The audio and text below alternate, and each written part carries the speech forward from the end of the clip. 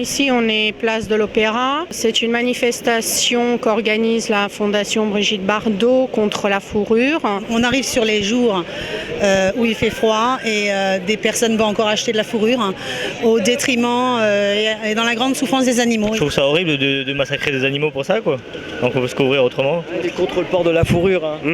Tout à fait. Faut pas qu'il finisse en fourrure non plus, lui. Puis j'ai pas envie.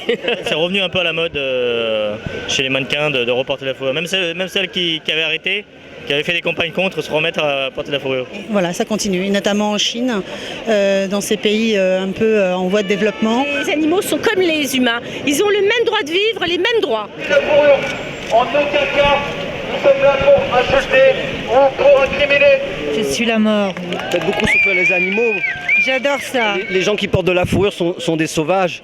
On en a un spécimen ici. J'aime le sang, j'aime la torture. Plus l'animal il a souffert, plus je suis content. Hein.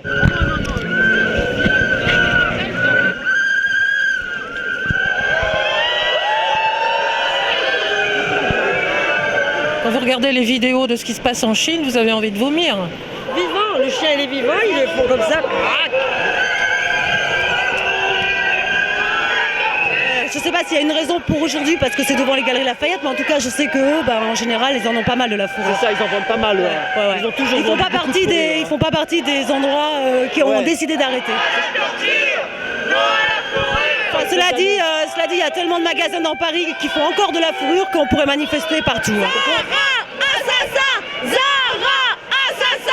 Zara, ils vendent de la véritable fourrure. Oui, alors qu'ils ont signé la charte anti-fourrure il y a à peu près 5 ans, ils refont de la fourrure en effet, oui. C'est ça, ils faisaient que des synthétiques à un moment donné. Maintenant, ça revient à nouveau. Ils refont de la fourrure, Zara refait de la fourrure et d'autres marques aussi refont de la fourrure. Il y a une recrudescence, c'est aussi pour ça qu'on est là aujourd'hui. Le problème, c'est vraiment la fourrure industrielle qui se camoufle dans les manches, dans les chaussures, dans les petites choses comme ça, et que les jeunes ne savent même pas.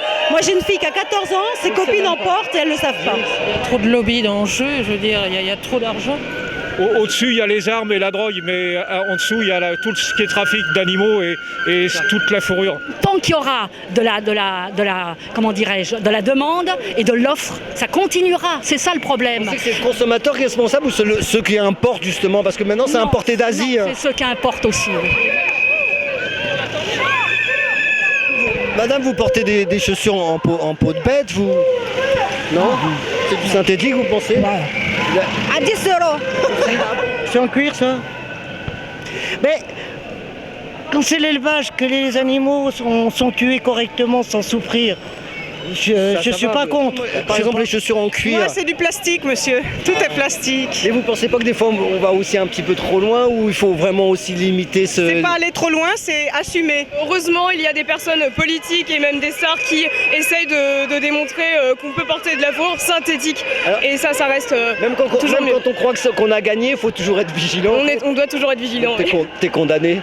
Non, pas du tout. Moi, en tout cas, je suis condamnée à être libre de choisir pourquoi je lutte et je le fais aujourd'hui.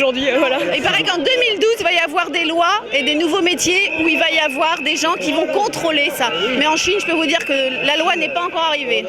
C'est pas pour demain.